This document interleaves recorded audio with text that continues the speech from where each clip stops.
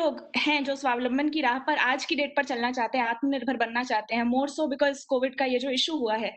तो एक window of opportunity है आज भारत के सामने और इस मुहिम की सफलता किसी एक एंटिटी के बस की बात नहीं है।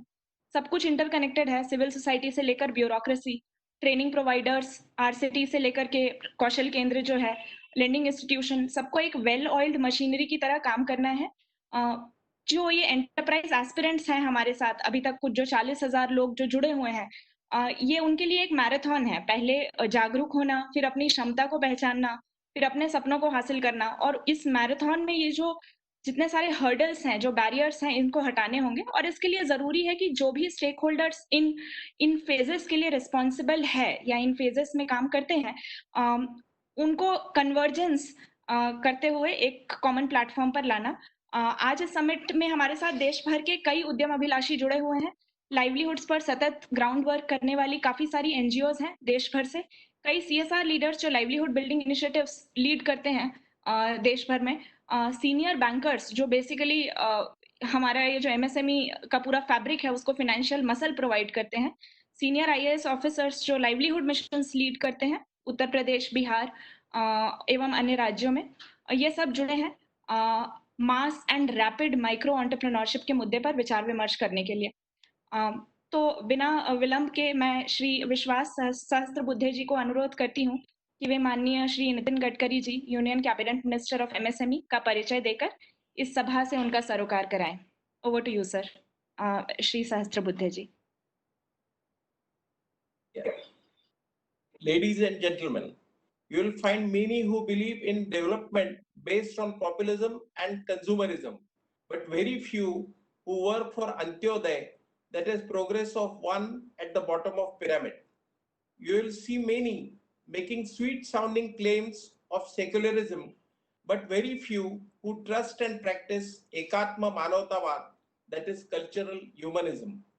Friends, it won't be an exaggeration on any count when I say that in India, he needs no introduction. Thanks to his immense popularity in each and every Indian state, because of his Herculean efforts in building world-class roads all over India.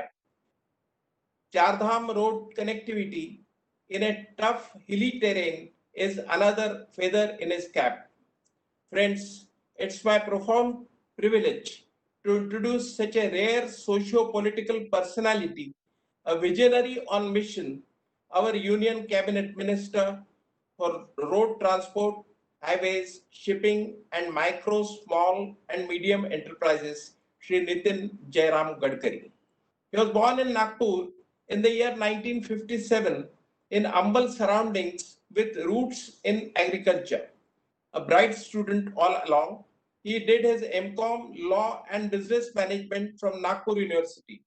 His intense pride and belief in India's cultural heritage played a key role in his decision to sign up with RSS and ABVP. Starting as grassroots level worker, he went on to become ABVP, BJYM, and BJP's Nagpur City, Maharashtra State, and National President. MLC 4 times, Leader of Opposition, and PWD Minister of Maharashtra from 1995 to 2000, he was popularly called the Flyover Man and Bridge Bhushan for constructing hundreds of flyovers in Maharashtra in the year 2000. In the year 2000, Vajpayee appointed him the chairman of National Rural Road Development Committee. The hugely successful Pradhan Mantri Gram Sadak Yojana is Nitinji's brainchild. Nitinji was elected to 2014 and 2019 Lok Sabhas from Nagpur, winning by thumping majority. In his 6 years tenure as one of the best performing ministers in Modi government, Nitinji's major achievements include 1. Achieving fastest highway construction rate, taking it from mere 3 kilometers a day in 2014 to whopping 30 kilometers a day under Bharatmala highway network. Number 2, saving thousands of crores of rupees to government exchequer by initiating and implementing the BOT and PPP models. Number 3, initiating and accomplishing the Golden Quadrilateral Project.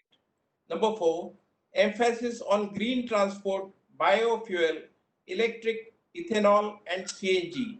Number 5, efficient implementation of Nirmal and Abiral Ganga, which resulted in the tumultuous success of 2017 Kumbh Mela in Prayagraj.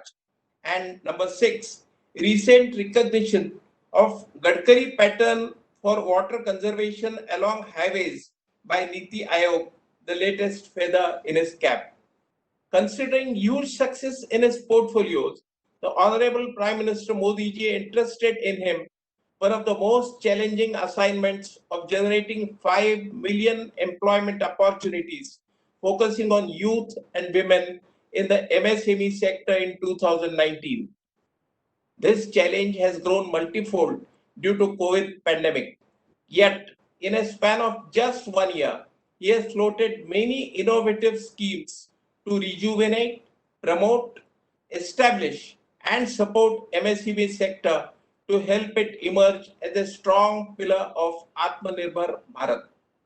His hallmarks are deep understanding of wide range of issues, speed and confidence in decision making, daredevil approach, straight talk, and genuine concern for poor and needy. His popularity cuts across party lines.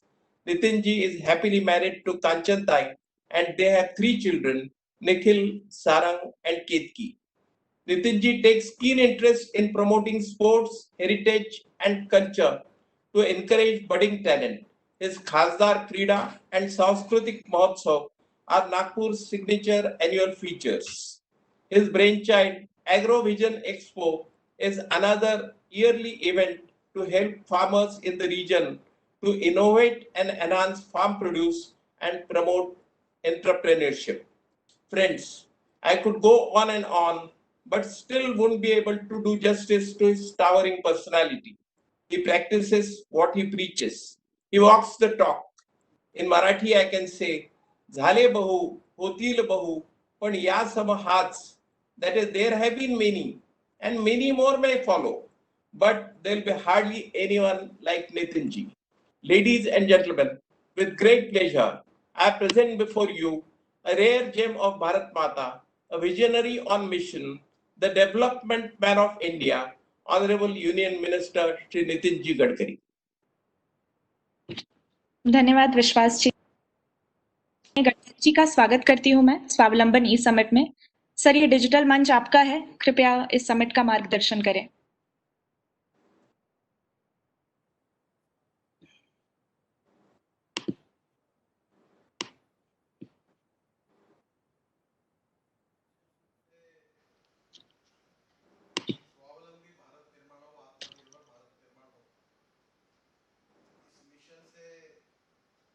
करने वाले मेरे सभी साथियों, भाई और बहनों, हमारे देश की सबसे बड़ी समस्या गरीबी की है और गरीबी का कारण है कि हमारे यहाँ रोजगार नहीं है। अगर रोजगार मिलेगा तो गरीबी दूर होगी और गरीबी दूर होगी तो सुखी, समृद्ध, संपन्न, शक्तिशाली हिंदुस्तान का हमारा सपना पूरा होगा। Eradication of poverty is the most important mission for all of us. और ये जो गरीबी है, भुखमरी है, बेरोजगारी है, ये भी बटी हुई है। इंडिया और भारत ऐसा वर्गीकरण कुछ लोग करते हैं।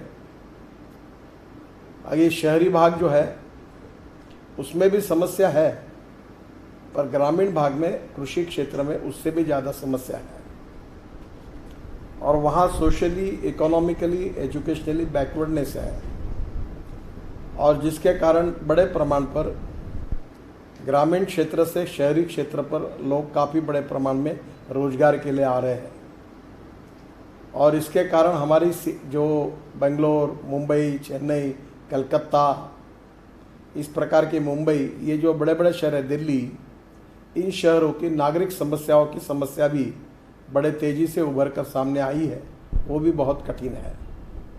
ये जो असमतोल बिगड़ा हुआ है, इसका कारण क्या है, ये हमें सोचना होगा।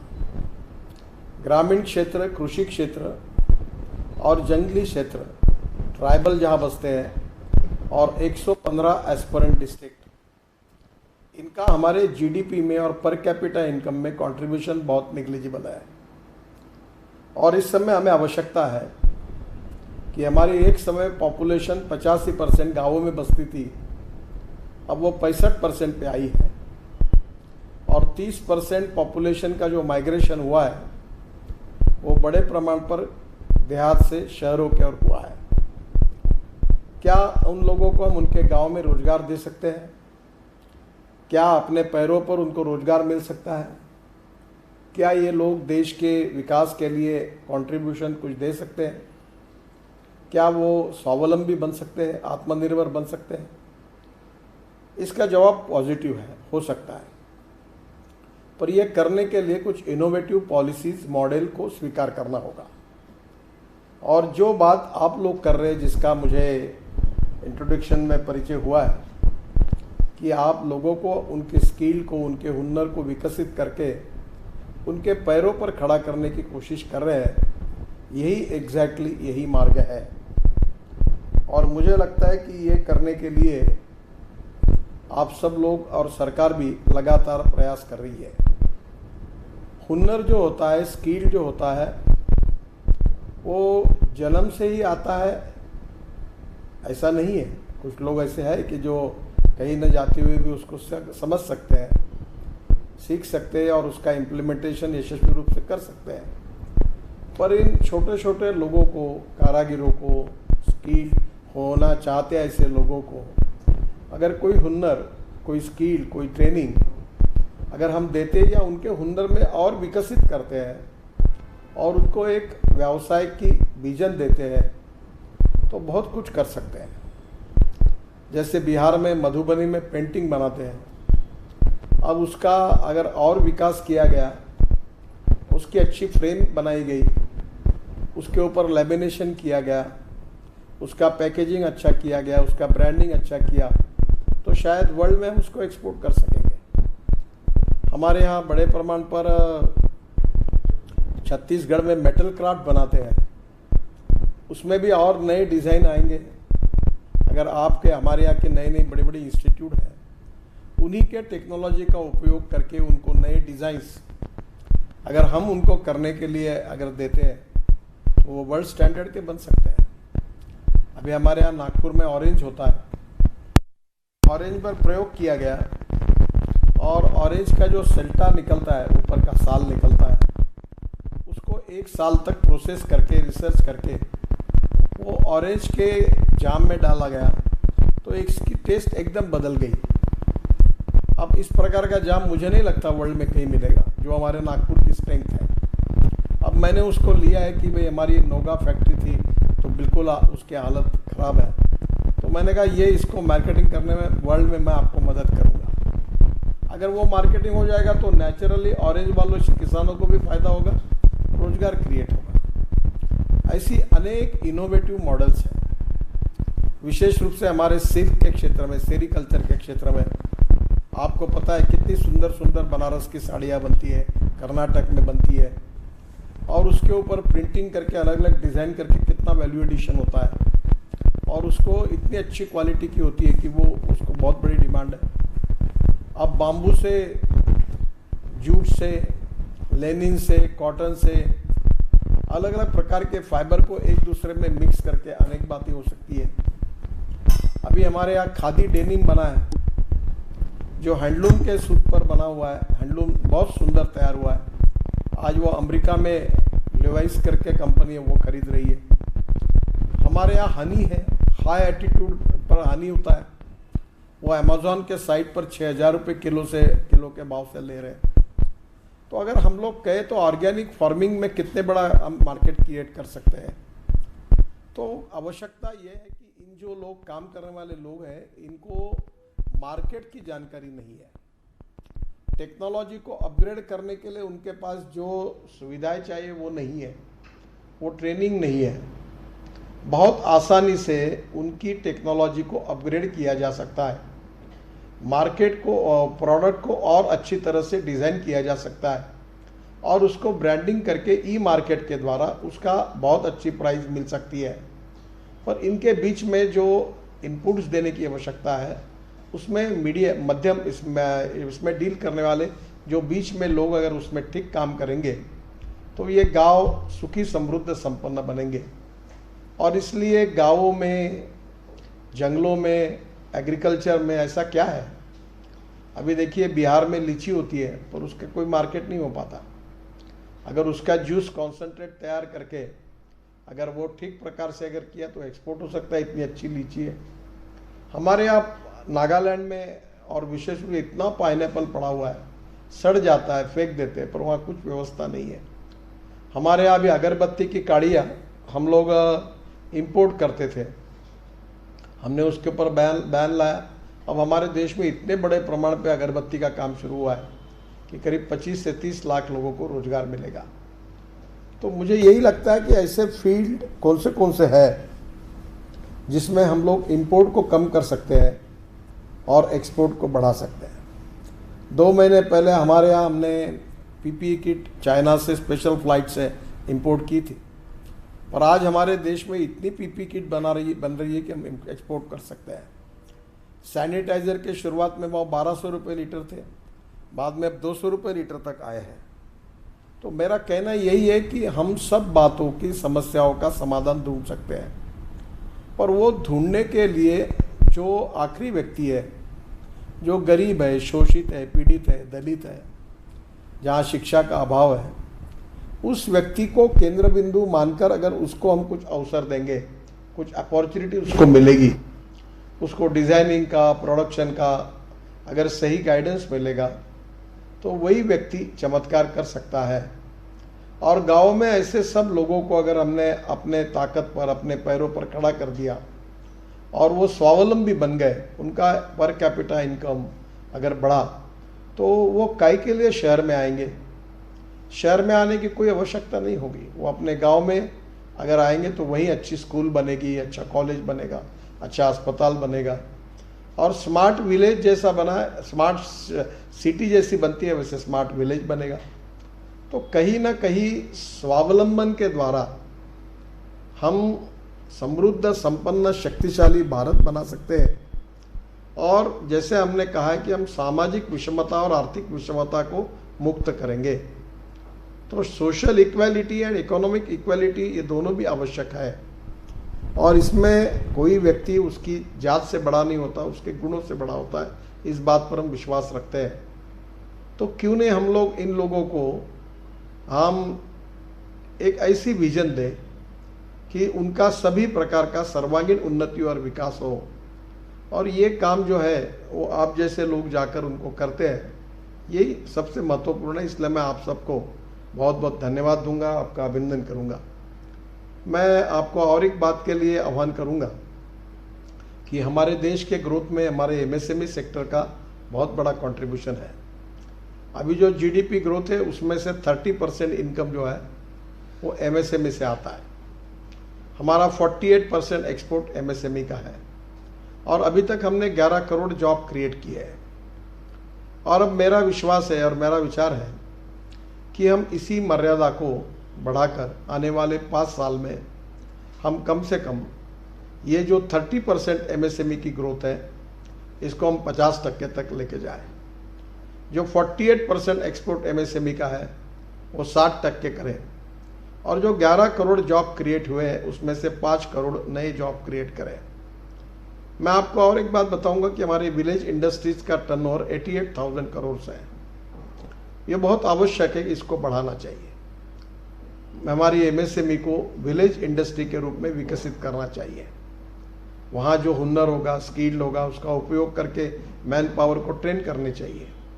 वहाँ का जो रॉ मटेरियल है उसका उपयोग करके वही के वही काम शुरू करना चाहिए। और इसलिए मेरा प्रयास ये कि ये 88,000 करोड़ का टर्नओवर ये कम से कम 5 लाख करोड़ 2 साल में हो। ये कठिन है पर असंभव नहीं है। मैं 8-10 दिन पहले अमेज़ॉन के कार्यक्रम में था, और वर्ल्ड के अमेज़ॉन के सभी लोग थे, चेयरमैन से लेकर, और उन्होंने मुझे बताया कि हम हिंदुस्तान से हर साल, अभी इस साल 60,000 करोड़ का वो हमारा एमएसएमई के मटेरियल को एक्सपोर्ट करते हैं। तो मैंने उनको कहा कि आप इसको 5 लाख करोड़ करिए, ताकि निश्चित रूप से वर्ल्ड के मार्केट में हमारे प्रोडक्ट को आप पहुंचाइए। तो ये हमारे लिए बहुत बड़ा कंट्रीब्यूशन होगा। आप अगर इंपोर्ट करके हमारे यहाँ मटेरियल लाएंगे तो उससे पर्पस तो सॉल्व होगा नहीं, तो उसकी संभावना तो वैसे थोड़ी कम है, क्योंकि अब हमको इंपोर्ट होने वाले चीज़ों का अल्टरनेटिव ढूंढना होगा। अभी हम लोग बायोफ्यूल में काम कर रहे हैं, इथेनॉल, बायो सीएनजी, बाद में अब मिथेनॉल, इलेक्ट्रिसिटी, बाकी सब बातों को ला रहे हैं, एलएनजी को फ्यूल बना रहे हैं, हाइड्रोजन फ्यूल सेल को बना रहे हैं। तो 7 लाख करोड़ का हमारा इंपोर्ट है। अब इथेनॉल की इकोनॉमी 20,000 करोड़ से 1 लाख करोड़ तक ले जा रहे हैं। अब हमारे यहाँ शुगर सरप्लस है, राइस सरप्लस है, व्हीट सरप्लस है, तो अब फूड ग्रेन से इथेनॉल बनाने की अनुमति सरकार ने दी है। तो हम लोग इथेनॉल से अभी फ्लेक्स इंजन जैसे ब्राज़ील, कनाडा और यूएसए में है कि ये जो हमारी टोयोटा, होंडा, मर्सिडीज, बीएमडब्ल्यू कारें हैं, सब कारों को वहाँ फ्लेक्स इंजन है, वो 100% पेट्रोल या 100% इथेनॉल यूज कर सकते हैं। अगर गाँव में अभी हमारे यहाँ बजाज ने और टीवीएस ने 100% इथेनॉल पर चलने वाली बाइक तैयार की है, तो मेरा विश्वास है कि निश्चित रूप से अगर इसके पेट्रोल पंप खुलते हैं, अभी जो गवर्नमेंट की पॉलिसी है, तो किसान ने तैयार किया हुआ इथेनॉल पर गाड़ियाँ चलेगी, उससे पोल्यूशन भी कम होता है, पेट्रोल और डीजल की तुलना में कई गुना अच्छा है। तो स्वाभाविक रूप से गाँव में रोजगार निर्माण होगा। अब हमने जट्रोफा ऑयल से बनाए हुए तेल से एविएशन फ्यूल बनाकर हवाई जहाज चलाए। पिछले 26 जनवरी को ये हमारे फाइटर जेट और हेलीकॉप्टर 100% उसी फ्यूल पे चले। स्पाइस जेट ने अपना एक विमान देहरादून से दिल्ली 25% बायो एविएशन फ्यूल पर लाया। तो अब 40,000 करोड़ का अपना एविएशन फ्यूल लगता है देश को, 40,000 करोड़ का मरीन फ्यूल लगता है। और हमारा जंगल में तैयार हुए जट्रोफा से बायो टेक्नोलॉजी का उपयोग करके उसका ऑयल निकाल कर अगर ये 80,000 करोड़ अगर हमने इंपोर्ट भी बचेगा और हमारे वनवासी बंधुओं को रोजगार मिलेगा। तो मैंने कहा कि बाम्बू से भी ऑयल निकाल कर देखिए कि हम लोग एविएशन फ्यूल और मरीन फ्यूल बना सकते क्या। अब इथेनॉल से काफ़ी बड़े प्रमाण पर प्रोसेसिंग करके उसका भी उपयोग कर सकते हैं, जो ग्रीन फ्यूल है। तो मेरा सुझाव यही है कि गाँवों की क्या स्ट्रेंथ है, किस टाइप के रॉ मटेरियल हमारे यहाँ अवेलेबल है।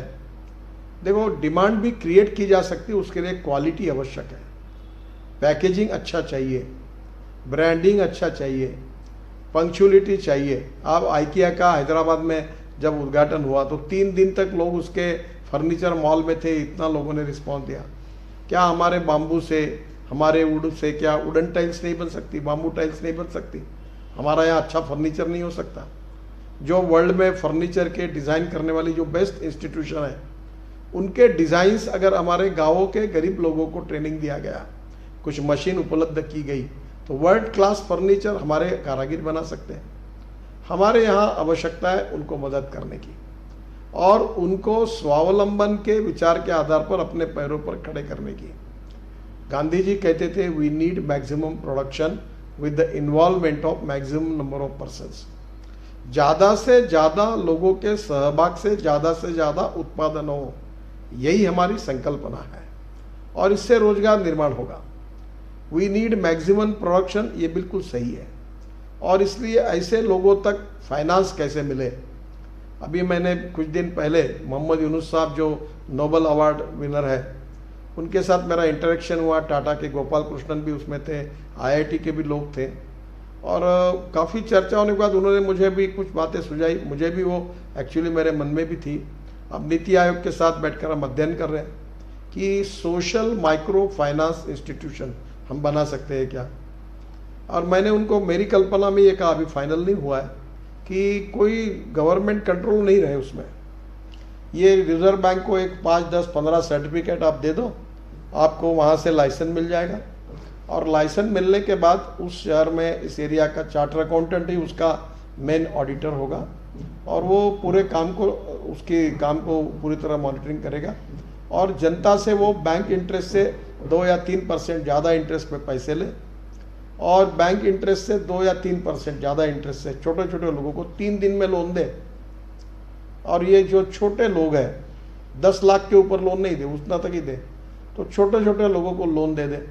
तो इससे बहुत बड़ा हमारे देश में रोजगार निर्माण होगा और गाँवों में होगा। और उन लोगों को तैयार करने में आप जैसे ऑर्गेनाइज इंस्टीट्यूशंस है, ट्रस्ट है, जो उनको हुनर सिखाएंगे, डिज़ाइनिंग सिखाएंगे, मार्केटिंग सिखाएंगे, पैकेजिंग सिखाएंगे, ब्रांडिंग सिखाएंगे, जो नई नई मशीन्स उनको लगती है तो मशीन के लिए हम लोग मदद करें। तो मुझे लगता है वही एक इकोनॉमिक ग्रोथ का एक इंजन तैयार होगा गाँव में। गाँव, गरीब, मजदूर और किसान, the last man of the society, जो सोशली इकोनॉमिकली बैकवर्ड है, उसको केंद्र बिंदु मानकर गाँव में ही हम कैसे काम करें, सस्ते मकान कैसे बनाएं, ताकि गांव में लोगों को अच्छे घर कैसे मिले। अभी गांव में हमारे यहाँ से हम 24 घंटे उनको पानी कैसे मिले उसकी योजना बना रहे हैं, ताकि उनको घर में पानी मिले, उनको अच्छे शौचालय हो, उनको अच्छा घर हो, गांव में ऑर्गेनिक फार्मिंग हो, ताकि हमारे यहाँ आज आपको पता है कि केमिकल फर्टिलाइज़र और पेस्टिसाइड्स के क्या परिणाम निकले हैं। अब कुछ जगह पे हनी होगा, हनी से ये सिद्ध हुआ है कि हमारी एग्रीकल्चर प्रोडक्टिविटी 25% बढ़ती है।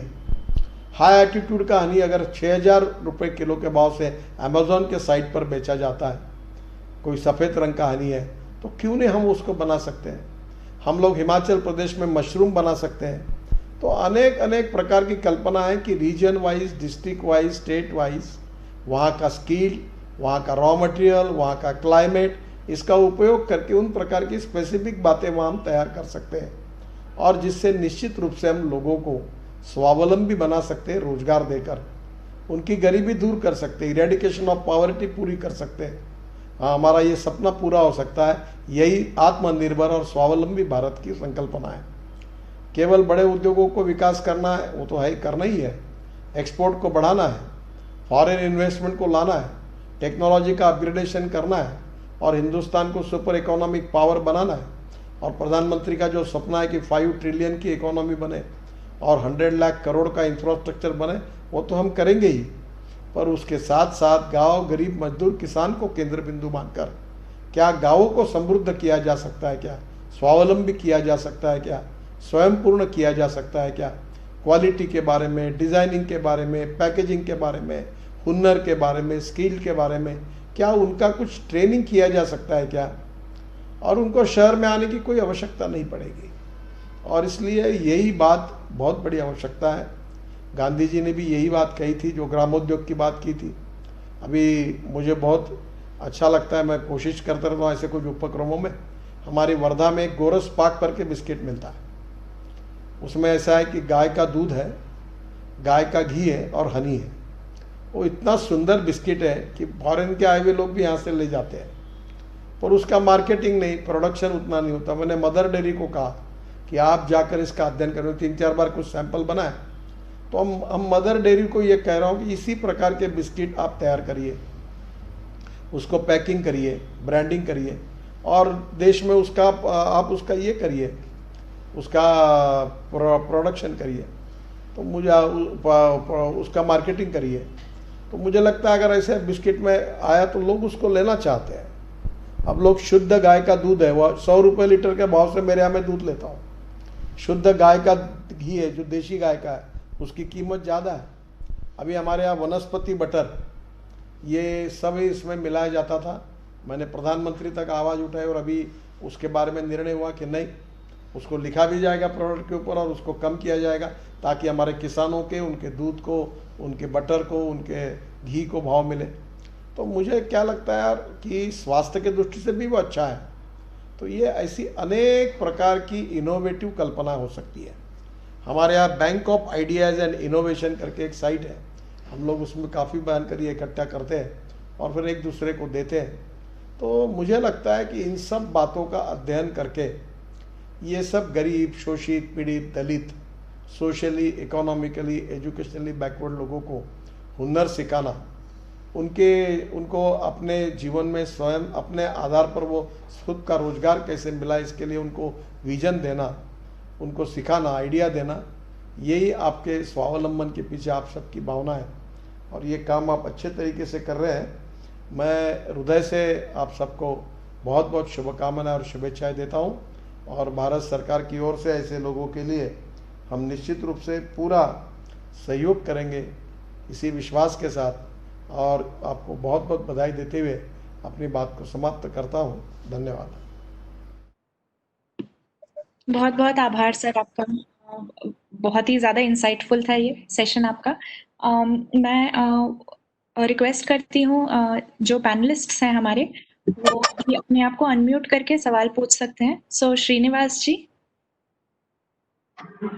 Thank you, Monica. Thank you, sir. I think the vision that you laid out for MSME in line with the overall growth planned on the economy to take it to 5 trillion and the growth that you are looking at under MSME is laudable. Compliments to you and the ministry for the fantastic work done during the COVID times. One of the points, I'm Srinivas from IndusInd Bank, sir.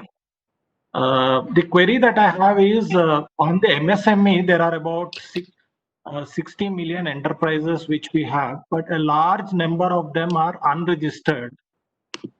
These are individuals who are engaged in doing MSME activity. Now, as per the latest guidelines, the MSME is requiring a Udyami registration for all MSME enterprises.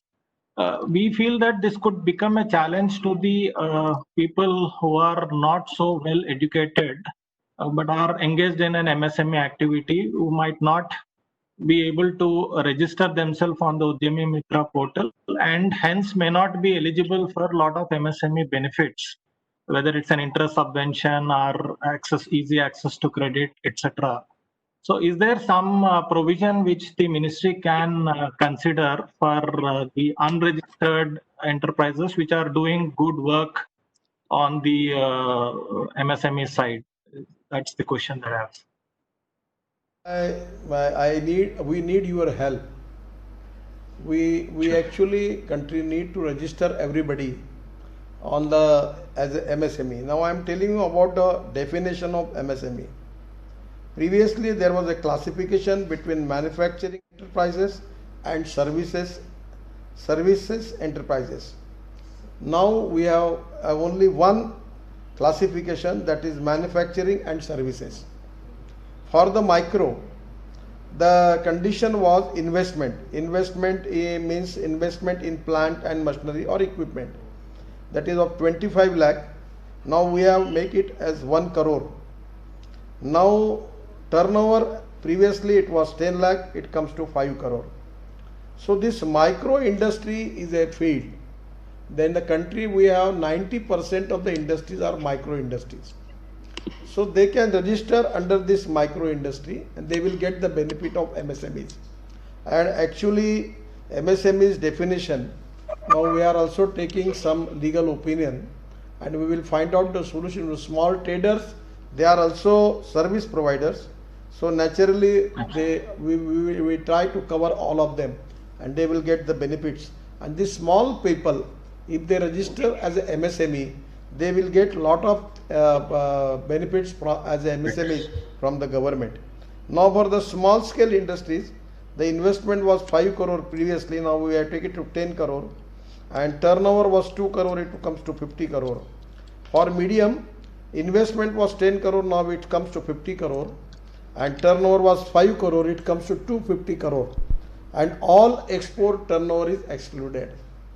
So my suggestion is, by taking this into consideration, it is from, we need help and cooperation from NGOs like you, that request them to register as a MSME, and definitely they will get the benefit from the banks, interest basis, all the type of benefits of MSMEs, they will get it, and we are expecting that they should register.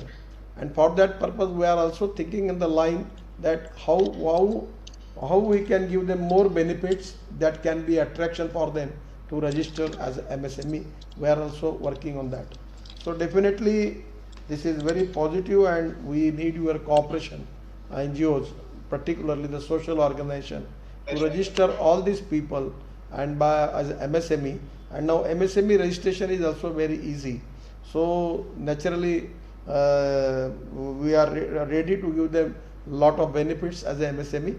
And for micro industries, now we are now planning to make a social micro finance institution, those who can finance up to 10 lakh rupees. But this is in the process now. On the success story of Bangladesh, we are working on that line, but presently we need proper approval from finance ministry. So I don't know whether we need to take approval from the cabinet also and PMO, but we are on the process, and the planning commission is now moving towards on that direction to make a policy for that. Sure.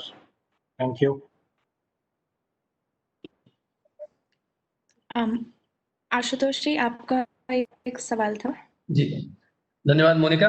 Gadkari ji, पहले तो बहुत बहुत धन्यवाद, आपने इतना समय लिया, इस बहुत बढ़िया जानकारी दी लोगों को। और मैं एक आपसे एक सवाल पूछना चाहता था। हर बार जब हम आपके भाषणों को सुनते हैं तो सबसे पहले तो ये बात आती है कि आपके दिमाग में इतने अच्छे अच्छे आइडियाज आते हैं। तो हर बार हम आपकी इंटरव्यूज देखते हैं या स्पीच सुनते हैं तो हर बार कुछ नया नया देखने को मिलता है। और आपने अपने इसमें भाषण में जिक्र किया था कि MSME ideas and scheme bank, तो वो इस पर्टिकुलर ग्रुप के लिए काफी मदद की चीज होगी। मेरे हिसाब से काफी लोगों ने उसके बारे में सुना नहीं है, तो आपने भाषण में थोड़ा सा जिक्र किया था। मैं चाहता हूं अगर आप उसके बारे में थोड़ा और बताएं, तो जितने आपके अच्छे अच्छे आइडियाज और आपके सचिव और दूसरे लोग जो आपके आइडियाज में मदद करते हैं, वो आइडियाज लोगों के पास पहुंचे तो वो उन आइडिया को ऐड करके और भी अच्छी बातें करें। तो कृपया उसके बारे में थोड़ा और बताएं। ये लोग क्या होते हैं, छोटे छोटे लोग खूब बातें करते हैं। अभी मैंने कल एक अगरबत्ती देखी, वो अगरबत्ती का जो कागज का पूड़ा था उसी पे ही जो माचिस पे नहीं हम लोग उसको करके जो ये करते, उस प्रकार की एक लेयर लगाई थी छोटी सी, और अगरबत्ती को उन्होंने ऊपर में एक छोटा सा एक 2-3 सूत का वो लगा दिया, और अगरबत्ती को उसके पैकेट पर ऐसा किया तो अगरबत्ती जल गई और उसके लिए माचिस का यूज़ करने की आवश्यकता नहीं पड़ी। अब ये इनोवेशन बहुत बड़ा नहीं है, पर ये किसी छोटे आदमी ने ढूंढा है। ऐसी बहुत सी बातें हैं, एग्रीकल्चर इक्विपमेंट्स की बातें हैं, इसी ग्रामीण भाग क्षेत्र में उपयोग की बातें होती है। एक में मोदी जी ने मुझे बताया था कि अपनी ये जो बॉटल है, अपनी मिनरल वाटर की बॉटल होती है ना प्लास्टिक की, इसमें उसने कुछ करके एक लाइट लगाया था। तो वो बॉटल में लाइट लगाने से पावर की कोई ज़रूरत नहीं लग सकता था, तो उन्होंने वो टेक्नोलॉजी का उपयोग किया। तो ये छोटी छोटी मुझे इसकी प्रेरणा मिली। ये हमारे यहाँ अहमदाबाद में गुप्ता जी काम करते हैं, वो institute of innovation and enterprise, वहाँ काफ़ी अच्छा डॉक्टर अपना हमारे माशेलकर उसके चेयरमैन हैं। उन्होंने ग्रामीण और कृषि क्षेत्र में ही जो इनोवेशन से उसको इकट्ठा किया है, तो बहुत अच्छा काम करते हैं। अभी बाम्बू पर इतना बड़ा काम हो रहा है, बाम्बू से ही 50-1 लाख लोगों को चाइना में रोजगार मिला है। बाम्बू से आचार बनता है, कपड़े बनते हैं, फर्नीचर बनता है।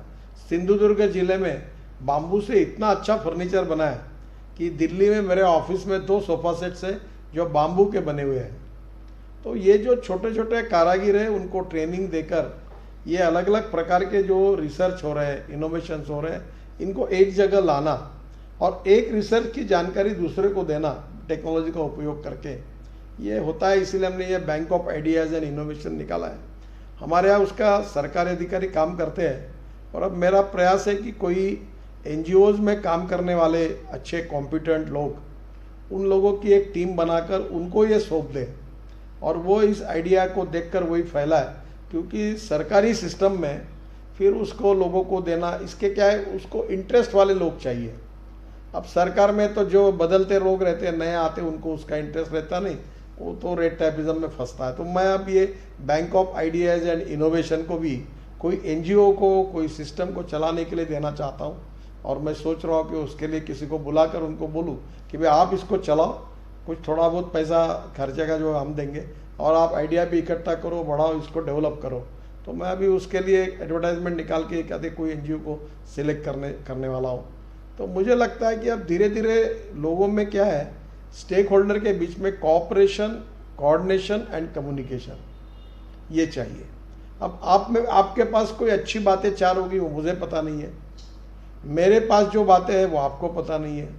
तो ये जो बीच में टेक्नोलॉजी का उपयोग करके अगर हम करेंगे तो लोग बहुत होशियार हैं। लोग उसका, अभी जैसे मैंने कहा कि हमारे यहाँ नागपुर में संतरा होता है, तो बड़ा संतरा होता है, वो एक्सपोर्ट भी नहीं होता। तो मैं अब दुबई गया था तो 2 डब्बे लेके गया, और मैंने वहाँ के स्टोर्स वालों को बुलाया, क्योंकि नागपुर का संतरा एक्सपोर्ट हो, मेरा भावनात्मक इंटरेस्ट का विषय था। तो उनको सबको मैंने संतरा खिलाया। अभी भी जमाने पर इस साल शायद 10-15 कंटेनर चले जाएंगे, भी शुरू हो जाएगा। तो उसके स्टैंडर्ड्स ये वो सब हुआ। अब वो वहीं हमारे यहाँ के लोगों ने वो संतरे का जो साल निकलता है ऊपर का, वो फेंक देते हैं। उन्होंने उसको 1 साल प्रोसेस किया, रिसर्च किया, और 1 साल उसको रखकर वो उन्होंने संतरे के जाम में डाल दिया। अब इतना टेस्टी जाम है कि वो कोई भी खाएगा तो मैं आपको बताता हूँ कि एकदम आपको पसंद आएगा। तो अब उनका ये हुनर है, ये उनका रिसर्च है। अब वो प्रोडक्ट तैयार करके उसको भेजना, तो कहीं ना कहीं हम उनको गाइड करें, मदद करें।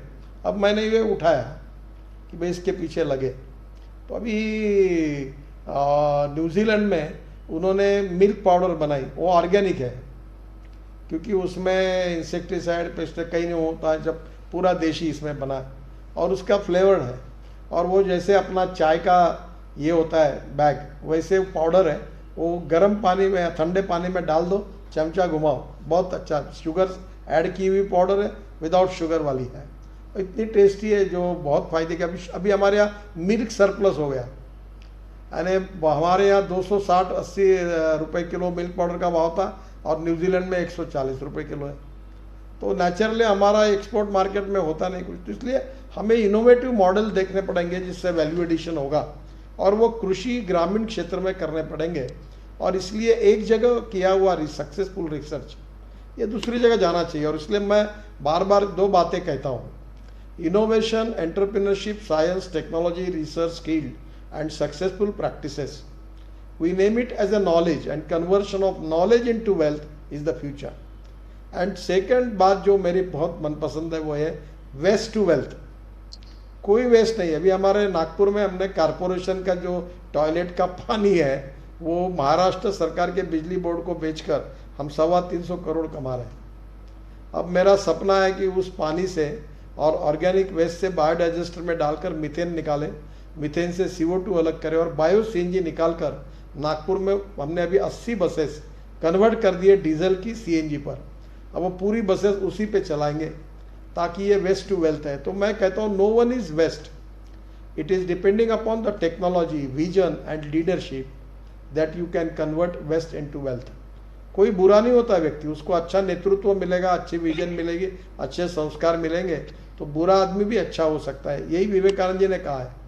तो प्रॉब्लम हमारा यही है कि हम वेस्ट तक अच्छी टेक्नोलॉजी पहुंचाने में जब यशस्वी होते हैं तो वो वेस्ट नहीं रहता, वो वेल्थ बनता है। तो somewhere we need cooperation, coordination and communication between the stakeholders with this direction, कि जो एकदम पीछे हुए लोग हैं उनको जीवन में स्वावलंबी कैसे बनाए, जो आप कर रहे हैं।